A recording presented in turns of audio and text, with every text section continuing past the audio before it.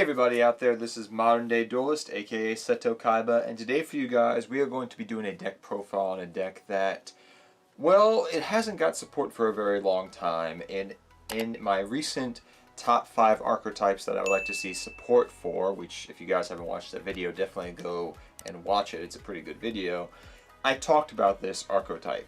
And I got sick and tired of waiting, and I've been working on this archetype for a while now. Now, it's super fun to play. It's not meta, but it's pretty fun, and it can win if you use your cards wisely and use your resources wisely. If you're playing against maybe tier 2, tier 3 decks out there. Definitely not tier 1 by any stretch of the imagination, but it's a fun deck to play. And that is Dark Scorpions. This is an archetype that's very old, like I said earlier. It's been around since the early days of Yu-Gi-Oh! Like Don Zaluk, for example, I played in Warrior Toolbox back in the day, Goat Control, if you guys play Goat Control. It's been used throughout the early part of Yu-Gi-Oh's history in a multitude of different decks. But, however, the archetype itself, the Dark Scorpion archetype, has not gotten support in probably 10 plus years. So I'm hoping that either give retrains of these guys or just new support in general. Some retrains of the Dark Scorpions would be really nice to see. But, like I said, 3 Don Zaluk. Don Zaluk is super essential to all your different plays in the deck.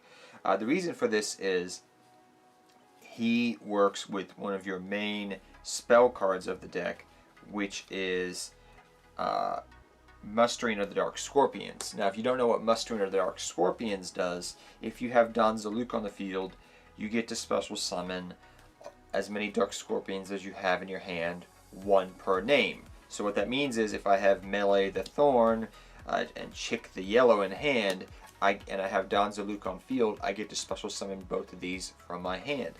But if I have double Melee of Thorn, I only can special summon 1 of that said name.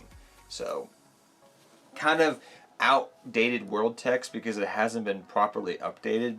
You have to remember that this is before problem-solving card text was a thing in the game of Yu-Gi-Oh! A lot of these cards. So if you're having trouble understanding them, definitely ask a judge friend so you understand. But yes, this card's very essential because you have Don Zaluk on the field, you spam your field with all your Dark Scorpions, which can lead you into going for Exceed plays, Link plays, things of this nature if you get what I'm going. So that's why Don Zaluk's important. If you guys don't remember what he does, he can rip a card out of your opponent's hand. He can mill the top 2 cards from your opponent's deck as well. So yeah, 3 Don Zaluk. Next up, we run 3 Melee the Thorn, or Mela the Thorn. She's kind of like your recruiter for the deck, quote unquote, I would say. The reason I say it like this is because they all get their effect, by the way. If you don't know, all the Dark Scorpions get their effects when they do damage to your opponent. So when Melee the Thorn does damage to your opponent, you get to either add a Dark Scorpion card from your deck to your hand or add it to the graveyard. So kind of think of it as kind of like an old age 2004 Stratos before Stratos was out. It's a recruiter. You get to add things from your grave or add them from your deck. So good card. I just wish the stats were flipped because I wish she had 1,800 attack, not just 1,000 attack, which sucks. But there are ways of getting around that. But she's definitely essential next to Don Zaluk for searching out all your different Dark Scorpion pieces. Next up, I run 2 Chick the Yellow and 2 Cliff the Trap Remover. Chick the Yellow is okay. Cliff the Trap Remover, he either mills cards or destroys spells and traps. That's pretty good. He's pretty much his namesake, Cliff the Trap Remover. Chick the Yellow was actually used in a couple decks back in the day, in side deck decks or just in Warrior Toolbox-esque decks, which I'm going to read you his effect because it's kind of interesting. Return 1 card on the field to the owner's hand. Pick up on the top of your opponent's deck and look at that card. Either add it to the bottom or top of their deck. So Chick the Yellow is kind of like a Spiral Drones, but very, very old Spiral Drones. Like Spiral Drones Grandpappy, literally, because of that. You have to inflict damage to get that effect off. But that does help out when you're trying to control your opponent's deck and you're ripping cards out of their hand. You can drain them out of resources. That's the way this deck used to function, and it can still function that way, but it's a lot slower, so it doesn't always work that way. Because with all the search and draw power we have in the game of Yu-Gi-Oh! Nowadays. But it's still a good card. And if anything, I wish Invoker was legal in the game of Yu-Gi-Oh! Because if Invoker was legal, level 3 warrior monsters are great. And one of the benefits of this archetype of Dark Scorpions, if you haven't noticed yet, as I go through them, is they have the best attribute typing probably in the game of Yu-Gi-Oh! The reason for that is because they are dark attribute, so they have all this dark support they can use. And they have a warrior typing, which is a great typing to have in the game of Yu-Gi-Oh! For multiple different reasons. So warrior typing combo, they're amazing, but they just need new support. But that's where we run there. Then we also run one Gork the Strong. Now Gork the Strong, he is strong but not smart in the head. He is a very strong boy but not smart boy. Gork is probably the best effects in the entire Dark Scorpion archetype. But here's the downside for Gork. He's a level 5. Not good. Gork has the problem of that being a level 5, but his effects are pretty good. I'm going to read them to you. Return one monster your opponent's side of the field to the owner's deck. One monster card.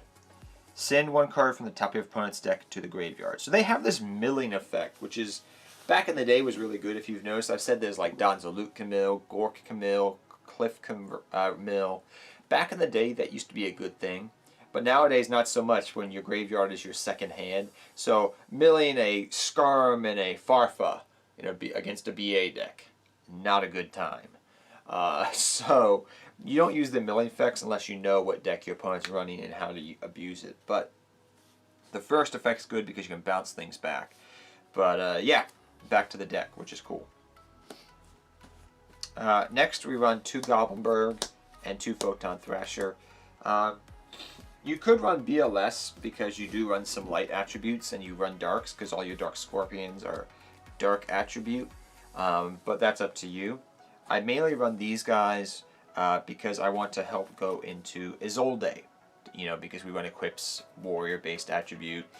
There's a lot of good equips out there that can help you run over your opponents, do some damage, get your effects off. You get where I'm going with this. So those have added benefits to the deck. I did try, and I know some people out there may be asking, why are you not running a Dark Warrior engine, Seto? Why are you not playing around with Dark Warriors? I tried that out, but here was the problem. I want to run the Dark Scorpions, right? To make it a Dark Scorpion deck, right? I throw the Dark Warriors in there. I draw a Mally. I draw a double Mally. I cry myself to sleep. It's happened. I would get these brick hands that I couldn't do anything with. So I would say to you, I'm still testing out the Dark Warrior engine. I'm having mixed success. Sometimes you do good, sometimes you do great, but is it enough to win? Not as much as I would hope. So you could play around with the Dark Warrior engine if you wanted to, but that's a can of worms I've been playing around with and I've just had mixed results. But definitely you can try that out if you want to, guys. Go right ahead.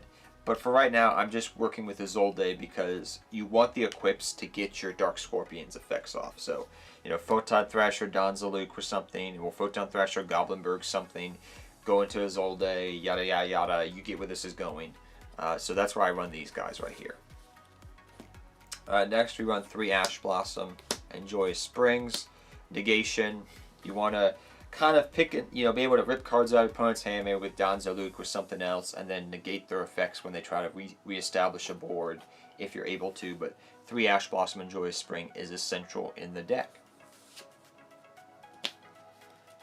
Next we've talked about this earlier, Mustering of the Dark Scorpions, which can be searched by Mail of the Thorn because it has Dark Scorpion in its name. So this is a searchable card technically in the deck, which is great. So you can easily search this out, but I run it as a 3-of because sometimes you just want this card right away. So 3 Mustering the Dark Scorpions because it's great. Next up we run different dimension, return a DDR. Now the reason we run DDR is because we run a Lure of Darkness. So if you banish a Dark Scorpion, you can return that Dark Scorpion to the field, which is nice. So that's the cool thing about that. That's why I run DDR. I run Magnum Shield because a lot of your Dark Scorpions have very low attack but high defense for some reason, like 1,500, 1,000, like it adds up. So I run one Magnum Shield for that reason. One United We Stand because this deck can swarm the field, and United We Stand you can attack with a bunch of Dark Scorpions, run over stuff, do damage, and get your effects off. One Phoenix Blade for our, because it's a warrior based deck, pretty decent card, also because it's good for your Nightmare engine. I also run Double Moon Mirror Shield. Now you may be asking yourself, why are you running Double Moon Mirror Shield? Well, Moon Mirror Shield works on any Dark Scorpion because you attack, you run over that monster, you do damage, you gain effects off of it. Moon Mirror Shield is probably your best equip in this entire deck. United We Stand is really good too. Do not underestimate this card, even if it's old school, because it really does work in this deck. When you go like maybe mustering of the Dark Scorpions, you go mustering the Dark Scorpions, bring out 2 Dark Scorpions, equip United We Stand, you run over something big, do a bunch of damage, then you attack directly. It works. It really, really does work. So that's why I run that card. But Moon Mirror Shield is essential to in this deck, hands down. We also run 3 Lure of Darkness, like I was saying earlier, because pretty much your entire monster lineup is Dark Attribute, and sometimes they can get a little bit cloggy. So it's nice to just have this card there, just in case, you know. Adds additional draw power to your deck. Then we run 1 Warrior Returning Alive to recycle your dead warriors from your graveyard. It's just nice to have recursion. 1 Rhoda because it's Rhoda. Upstart Goblin. Monster Reborn. These are just your generic one-of spells that I run in the deck. They're pretty straightforward. Draw power, reborn power, adding back to your hand for plays, searching cards. You get the dealio. Next up we run 3 Storming Mirror Force. Now you may be asking, why you run 3 Storming Mirror Force? That doesn't make sense. Mainly I run 3 Storming Mirror Force because here's my thought process behind it, and it's worked out fairly well. This deck is slow. This deck has problems against established boards. So what can I do against that? Well, they attack me. I bounce all their stuff back to their main deck, extra deck hand. You know, I bounce everything back. Bye-bye. Bye-bye, right? Okay, they pass their turn. It comes back to me. I normal summon my Dark Scorpions. I do my Dark Scorpion plays. I attack. I get my effects off. Now I get to search and do effects that I need to. So pretty much it gives me a free chance to attack them directly, do some damage, and get my effects off of my Dark Scorpions. You see where I'm going here with this, right? This is my thought process behind it. And it's worked out fairly well, and I've liked it thus far. Could you run something else? Yes.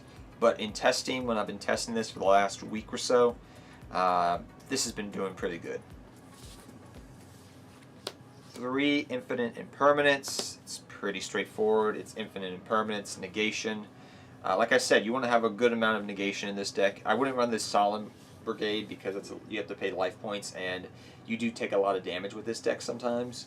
So I like just the other negations, your Ass Blossoms, your just disrupting boards, stopping boards from being created. It's just nice to have. So 3 Infinite Impermanence. Next up, we run our Field Center, Dark Magician Girl. We run Isolde. We run Wee Witch's Apprentice because we run a lot of dark attributes. So this does come up from time to time. We run Cerberus, Phoenix for back row, and Nightmare, Unicorn. Pretty straightforward. You could run Mermaid, but I don't run that right now.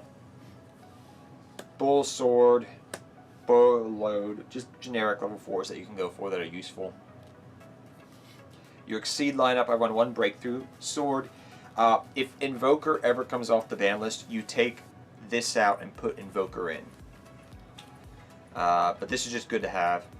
1 Bagasucha, 1 Tornado Dragon, 1 Exciton Knight, 1 Utopia package, because you will go for this, because you'll find yourself that your monsters have low attack, so it's good to have like cards that can just help you run over big monsters.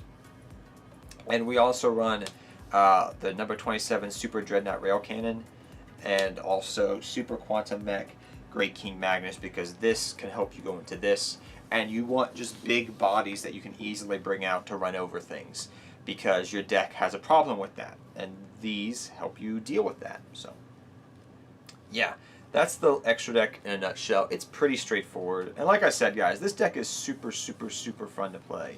Like, I have thoroughly enjoyed playing this deck over the last 2 weeks online and in real life against buddies of mine, and it's a fun deck. Like, does it need support? Yes. Is it meta? No, not even close. But is it a lot of fun and nostalgic to play with? Oh yes. Oh yes, especially when you're playing with Christopher Walken, Don Zaluk, and you try to talk in his voice. Super funny. That's one of the reasons why I love that episode of GX, when they gave him that voice, Don Zaluk's voice. But hope you all enjoyed this video. If you did, remember to like the video, subscribe to the channel, and bell the channel. And if you would like to support the channel and support me growing this channel, I would love for you guys to support me on Patreon. We're doing early access right now. We hope to do more things once we have more subscribers on Patreon. But either way, thank you for your support. Hope to see you guys next time. And until next time, take care, have fun dueling, good luck dueling, and I'll see all of you guys next time. Take care, everybody. I'm feeling like I'm torn apart, like I might be nothing. You've been leaving all these scars on everything you touch, and you got me like, whoa,